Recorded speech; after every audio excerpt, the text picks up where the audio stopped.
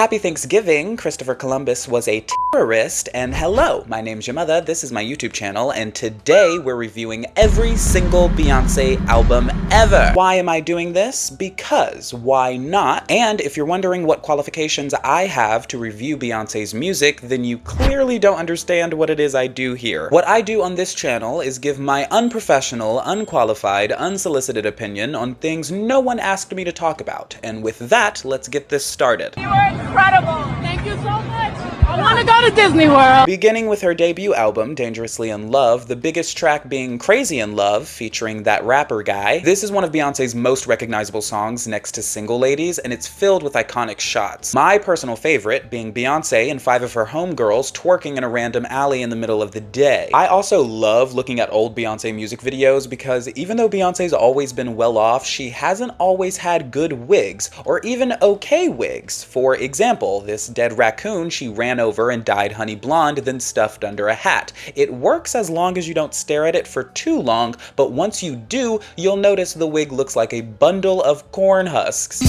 As for the song, it's a certified classic, and I'll never get tired of hearing it, unlike these next few songs. Naughty Girl, Hip Hop Star, and Gift from Virgo are all really weird songs, and that doesn't mean that they're bad, it just means that they're strange. Gift from Virgo is really jazzy, and most people don't really like really jazzy jazz because it's like messy, and that's kind of a part of it, and you're either gonna like the mess or hate it, and I hated Gift from Virgo. Hip Hop Star is also really different from the rest of the album. It's the only rock song, so it feels very out of place, and Naughty Girl is actually a good song, it's just not a song that I seek out. Like if Naughty Girl was playing, I wouldn't turn it off, but I wouldn't turn it on, if that makes sense. No doubt the best songs from this album are Crazy in Love, Signs, and Speechless, because Beyoncé's real pocket is when she makes songs to f*** to, songs to get down to, songs to stick it in and get it stuck into. If I had to rank this album, which I do because that's the whole point of this video,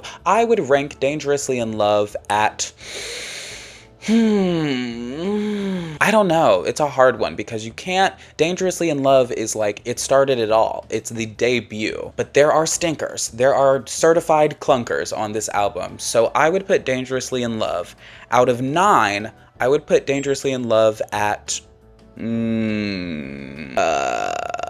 ooh, why is this already hard? You know what, I'll just put it at 4. I'll put it at number 4. I have a feeling I'm gonna change that later, but for right now, I'll put Dangerously in Love at number 4. Moving right along to Beyoncé's second album, Bidet, and a lot of people actually think it's B-Day, but she spelled it one word, so it's actually Bidet. The best thing about this album is that Beyoncé clearly understood what worked from her first album and decided not to reinvent the wheel. There's like 3 songs on this album that sound just like Crazy in Love clones, and I don't mind at all because Crazy in Love is a good song, so who cares if you make the same song over again if it's the same good song. Greenlight, Deja Vu, and Upgrade You all sound like Crazy in Love parts 2, 3, and 4, and again, that's not a complaint because they're all bangers. And let's talk about Greenlight for a moment because it is a highly underrated song despite being one of Beyoncé's best produced tracks, and in the music video, she gives us a rare moment of seeing her in dark hair and bangs, which looks great, and Beyoncé doesn't always look good in bangs. This project was stuffed with banger after banger after hit, and would be basically perfect if it wasn't for one song, and that song is Irreplaceable. This song is so cookie cutter, so basic, so simple, such a nothing sandwich in terms of lyrical content and just overall listenability. I have no idea how or why it's the most popular song from the album. I hate everything about this song, from the way it's produced, to the music video, to the way Beyoncé sung it. It is an awful listening experience for the years. The only good thing that I could say about Irreplaceable is that it has a good bridge, but that's literally it. However, like I said, otherwise, this album is filled with hits. It is the quintessential Beyoncé album. Out of 9 albums, I would rank B-Day at number... It's crazy because this is already getting like nearly impossible to do. I would put B-Day at number... Oh wait, I'm gonna have to write this down. Wait, let me get a piece of paper. I'm gonna put B-Day at number 2. I think B-Day quite literally might be one of Beyoncé's, it's near perfection. But again, Irreplaceable. It's really, that song really drags down the overall listenability of that album for me. It is a consistent skip every single time. Did you say? Tottenham beating Arsenal Are you cursing? What's wrong with you? I think you're cursing. I'm not cursing. Well, why do you say tono fosse nosono? All right, so now we have to talk about I Am Sasha Fierce. And I'm not gonna lie to y'all because I never have and I'm not gonna start now. This album is mostly a dud. In my opinion, there's only 2 songs that hold up over time and they're probably not gonna be the ones you think, and that's Single Ladies and Sweet Dreams. I'll talk about why these tracks were good before we start the shit talking, and starting with Single Ladies, this song has gone under fire in recent years for having a strange instrumental, but I'm here to disagree because I think that Single Ladies is a beautifully produced song that has a bridge that's almost better than the rest of the song. I'm not that kind of girl, your love is what I deserve, what I prefer. Say I'm the one you want, and like a ghost I'll be gone.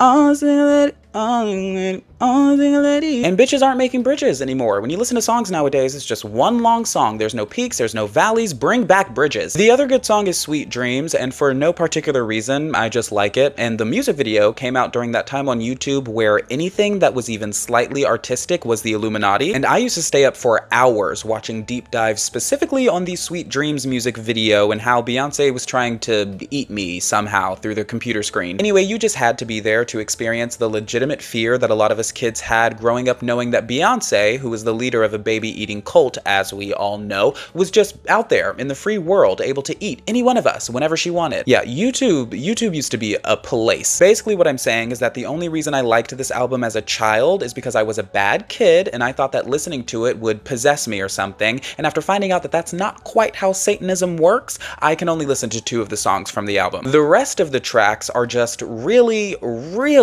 corny and they didn't age well, and I think the worst offenders are Videophone and Radio for whack-ass bullshit. Videophone particularly aged like moldy cheese because it was bad when it was released and only gets worse as time passes on. And then there's songs like Halo and If I Were a Boy, and I don't think those songs are horrible, I just think they're the musical equivalent of unseasoned chicken or hospital food. Very sanitized. And you know how I said B-Day was like if Beyoncé took Crazy in Love and just made that song over and over again a bunch of times? Well, I Am Sasha Fierce would be like if Beyoncé took Irreplaceable and made that song over and over again a bunch of times. I can confidently say that I Am Sasha Fierce is Beyoncé's worst album by far and is going directly to the bottom of this list. You could completely remove all of these songs from existence and I wouldn't know a thing because I have never in my life been in a context where I've wanted to hear Videophone. What the f is that song? Yeah, I Am Sasha Fierce coming in at a hot last place, charting on the Billboard Top 100 stinkers of all time. But you know what it is? Beyoncé's really talented. So you gotta have, you know, for someone with so much talent, there's gotta be balance in the world. She's gotta come out with a stinker. This one was so f***ing bad. From an absolute piece of shit to auditory perfection, Beyoncé brings us her 4th studio album entitled 4, and this collection of songs is a mix of certified classics to masterpieces. Let's start with the best song off the album, which is for some reason one of the least popular, Schoolin' Life.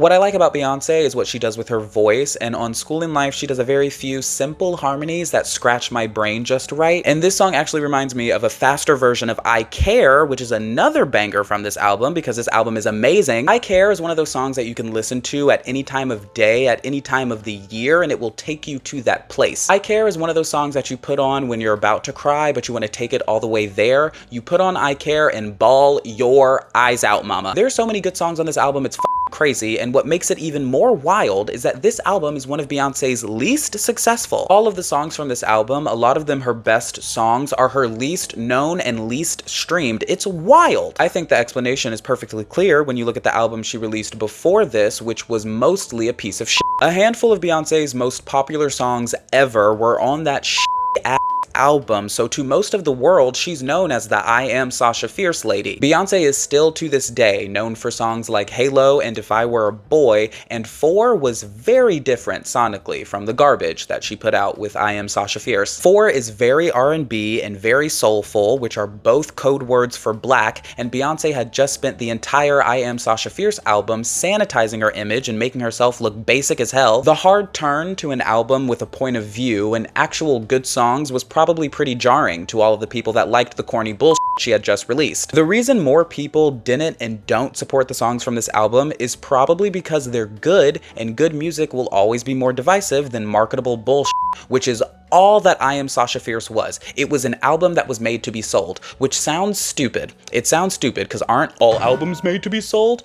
Technically, but it's also like, you're supposed to make good songs first. And I think Beyoncé, when she made that album, was just like, what would sell? Every single song on I Am Sasha Fierce just sounds like it was made to be a popular song. And it just, it's AI generated music before AI generated music. That's what the whole album sounds like to me, except for Single Ladies and Sweet Dreams. Anyway, this is where the rankings kind of start getting hard because we've gotten the stinkers out of the way and everything from here on out is gonna be pretty good. So if I had to rank 4, which I do because that's the whole point of this video, I would put 4 at, ooh, you know what? I'm gonna do it. I'm gonna go ahead and I'm gonna put 4 at number 1. I think 4 is the closest thing that Beyoncé has ever made to perfection in an album. As a body of work, every single track works. Government should be doing about the foot and mouth epidemic. We don't know anything about that. All we know is we just got here. I remember where I was when Beyoncé surprise dropped her self-titled album. I was 11 and I had stayed up past my bedtime because sleep is for losers. And when I saw that Beyoncé had released a 16-track album out of butt nowhere, I went butt wild and learned all of the songs immediately. The first of which being Haunted, which is to this day one of Beyoncé's most interesting projects. The song is a strange, dark pop departure from anything Beyoncé's ever done before. The music video takes the spooky themes to the next level and creates this air of mystery and sensual freakiness, all set to a song that scares me and makes me horny. Blow verges on being overstimulating without fully going overload because the catchy song mixed with visuals that you want to eat because everything looks so good makes a truly addicting combination, like doing coke with your butt. Mine is also another track that was almost experimental just because it was, again, very different for Beyoncé. And Drake is featured on this song, but I just turn it off before it gets to his part and then it's fine. This album is rock solid and I would have to rank it at number... You know what? We're gonna move Dangerously in Love to number 3. And then we're gonna put Self-Titled at number 4. How about that? How about that? How about that? Lemonade is a frustrating album for me, and not because of the album itself, but because of the way the album was received. First of all, the most popular song from this album is Sorry, and I want someone who likes that song to explain to me what you like about it, because to me, Sorry has really corny lyrics that sound like they were written by not Beyoncé, but a clone of Beyoncé where they forgot to clone the brain. Middle fingers up, put him hands high, wave it in his face, tell him boy bye, tell him boy bye, boy bye, middle fingers up, I ain't thinking about you. Those aren't good lyrics, and nobody can convince me otherwise. And the instrumental is wackadoo. It's crazy. It sounds like she shook a cup of pennies and then added some lasers and called it a song. Luckily, the rest of the album is great. It just frustrates me that all of Beyoncé's worst songs are her most popular, and at this point I don't even know why Beyoncé tries to make good music, because it actually seems like the worse the song, the better it's received. Because apparently all y'all want to hear is bullshit, because Sorry is the most bullshit I have ever heard in my life. It genuinely baffles me that people appreciate so much when an artist clearly doesn't try very hard when they make something, because Sorry sounds like it was written while Beyoncé was taking a shit. I want anyone watching this who hasn't heard Sorry by Beyoncé to go listen to it and then come back to this video and tell me what you thought, because I cannot be the only one that thinks it's some of the worst music ever made. The next most popular song is Formation, and while I'm not in love with that song, I think it's much better quality than Sorry, and it has lyrics that don't make me physically cringe, and the instrumental doesn't make my ears bleed. The best songs on this album, since y'all have to be told what good music is Pray You Catch Me or Love Drought. In Love Drought, she said, 10 times out of 9 I know you're lying, but 9 times out of 10 I know you're trying, so I'm trying to be fair. Those are good lyrics, bitch. Beyoncé can write good lyrics, or she can pay people to write her good lyrics. In either case, I don't know what she was thinking when she made Sorry. It's some of the worst stuff I've ever heard in my life. Forward is good, and Daddy Lessons is good, and 6 Inch is a beautiful song about being a lady of the night. It's a conceptual song that has a point of view and sounds really cool, so of course it's one of the least popular songs from the album. My biggest beef with other Beyoncé fans is that they genuinely love Beyoncé's worst shit and they eat it up like pigs. And then when Beyonce makes something good, they pay it dust. Okay, LOL. So the funny thing is, my do-rag was on too tight. So I got a migraine and had to nap it off. But anyway, we were talking about Lemonade. So I am going to move self-titled from number 4 to number 5 and put Lemonade at number 4. Then quickly, I want to talk about The Lion King, The Gift album, because a lot of Beyonce fans actually don't consider it a Beyonce album because it technically isn't, even though it totally is. I'm not going to talk about it for long, but I did want to include it in the ranking. So I would rank The Lion King, The Gift album out of 9 at number 7. There's only 2 spots left, 2 albums left. We're really getting down to the wire. To the wire, to the middle, to the wire, to the wire, to the limit, to the wire. For the chance to be with you, I'd gladly risk it all. Right down to the wire, even to the fire. Could you imagine if I could put this in my mouth?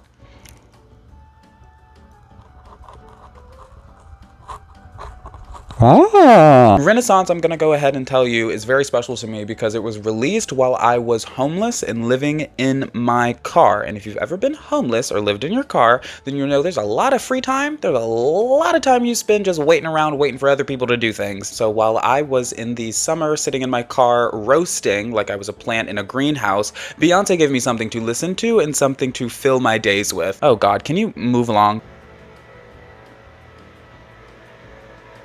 Oh my God, dude. I wonder how much people get paid to blow leaves around. A useless job. They get paid to do nothing, to literally do worse than nothing, actually, because they're leaves. That would be like if they got paid to clean grass. It's the dumbest job in the world. People really get paid to blow leaves around. Are you kidding me? There's so many jobs in this country that are just make noise. The job is to just make noise. They do nothing. They're helping nothing. They're not really providing a service. It's unclear who pays them. Is the city funding people just going around blowing leaves in circles? They don't even pick them up. They just blow them around. I have such a huge beef, a huge one-sided beef with construction workers. I can't stand them. Construction worker, try and build or do something helpful challenge. Impossible. I don't think this is going to work because the only spots we have left are number 6 and number 8. And I can't put Renaissance at 6, and I'm certainly not going to put it at 8. So we're going to have to move some things around. Is Renaissance better than Self-Titled though? Is it better than Lemonade though? It's not better than B-Day, and it's not better than 4. So I'm leaving those where they're at. You know what? You know what I'm going to do? You know what I'm going to do? I'm going to bump Dangerously in Love from number 3 to number 6. And I'm gonna put Renaissance at number 3. Because I don't think, now that I'm thinking about it, I don't think Dangerously in Love, for me, is better than Lemonade or Self-Titled. So I'm rethinking, I'm recalibrating, I'm doing the math, I'm carrying the one, and I think we're gonna have to put Dangerously in Love at number 6 and Renaissance at number 3. Yeah, this is feeling mathematical. This is feeling correct. Flag. I'm sorry? Best flag. Best black? Flag. Flag? B-L-A-G, best flag. What? When you con somebody. I'm sorry. When you con somebody. What is that? Oh, now we're making it, okay, so now we're, okay. Okay, so now we've made it to Cowboy Carter, and I have a confession to make. I have never heard this album. I have successfully, since it's been released, avoided hearing most all of it for a very simple reason. I have zero interest in listening to country music. In any case, for the purposes of making this video, I am going to have to listen to the album so that I can rank it, but I just wanted to give that preface so you know why I'm going to most likely be rating it very low, because the only spot I have left is number 8. Which is one ranking above I Am Sasha Fierce, and I have a feeling this is gonna be just about as good as that album, which is to say not good. This is a weird song. Oh, it's 5 minutes long, good God. Okay, I've heard enough. I've heard enough. American Requiem, she sounds great. She sounds good. We been done knew that Beyonce can sing, and I'm past the point of like just wanting to hear Beyonce make good noises with her voice. And that's what this song is. To me, you can love this song. This can be your favorite song. To me, this song just sounds like Beyonce got in the booth and was like, let me just make some noises. And then the song keeps building to nothing. There keeps being these like parts. I only made it like 3 minutes through the song, by the way, so if the rest of the song is amazing, I'll never find out. There keeps being these parts that seem like the song is about to like crescendo or like go somewhere, but then it just like drops. And I don't know if that's intentional. I don't like it though. It's hard to follow. The song is hard to follow and it just keeps going. It's like a 5-minute long song. It's almost 6 minutes. This song sounds like hooting and hollering to me. This song is hooting and hollering. Yeah, I tried to listen to more of it. I don't like it. I don't like the song. It's almost suspenseful in the way that like, I keep listening to it and just keep being like, okay, wait, what's about to happen? What are you about to do? And then nothing happens. Kind of goes nowhere. There's no like point. There's no punctuation to the song. It just goes. I don't like it. Hold on a minute. Did she just say what I think she just said? Let me look up the lyrics. Cause I know good goddamn. Yeah, she did. She said, it's been umpteen summers and I'm not in my bed on the back of the bus and a bunk with the band going so hard, gotta choose myself, underpaid and overwhelmed. Underpaid? Beyonce Giselle Carter Knowles. What the f are you talking about? It's like in Break My Soul when she was like, I'ma quit my job. Like, girl, the f quitting your job by releasing a new album, which is your job. This is more proof that Beyonce doesn't write her lyrics, which again is fine, but it's just like, girl, you need to start proofreading the lyrics that you buy before you start singing them, because sometimes they don't make any f***ing sense. You're a billionaire, mama. Anyway, in terms of 16 Carriages, I actually like that song. I think that song's pretty good. It's it's country still, so it's not a song I would put on, but if it were playing, I wouldn't turn it off. So for a country song, that's as good as it can get for me. Okay, I got it. Yeah, Protector is a really good song to go to sleep to. Lovely music to go to sleep to.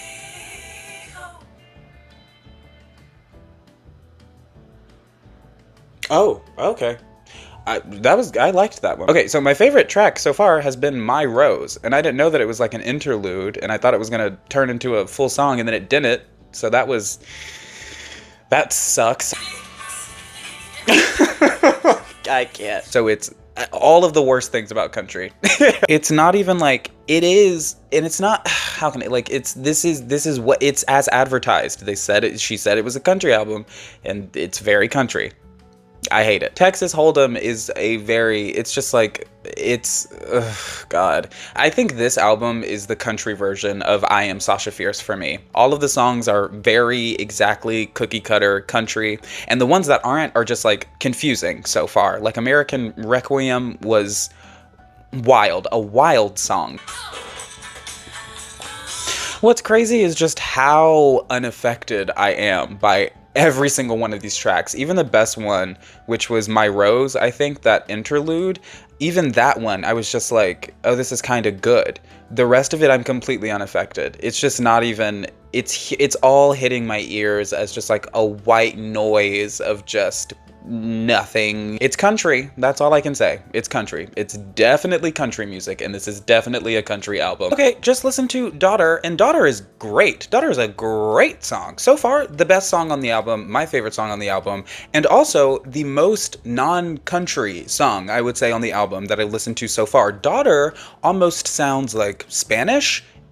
If in a sense it sounds, I don't know the instrument, but like the guitar is like moving really fast and almost sounds like Latin. And you know what she should have made instead of this country bullshit? She should have done a Latin inspired album. Beyonce doing Spanish? Ugh. You can't make a whole country album. This is it's upsetting me and my homegirls because I knew I wasn't gonna like this album. So for me to, after so long, to finally listen to it and be just as unimpressed as I have been, and then for her to put a random Spanish sounding song in the middle of it, like, that's really good and better than the rest of the album. Girl, why would you do that? Because now I want her to make a Spanish album that she's never going to make.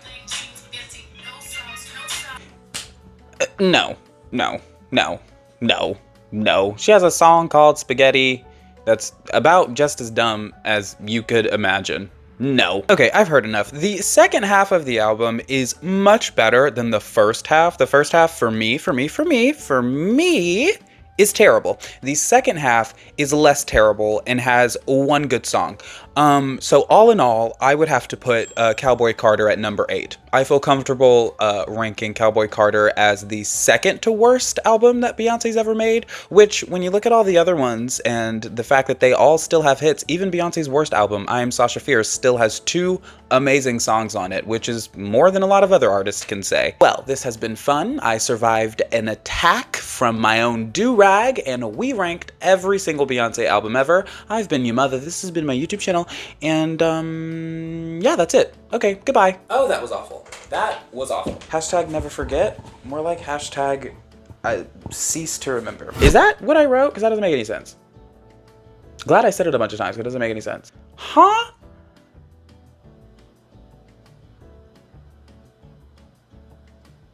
Okay.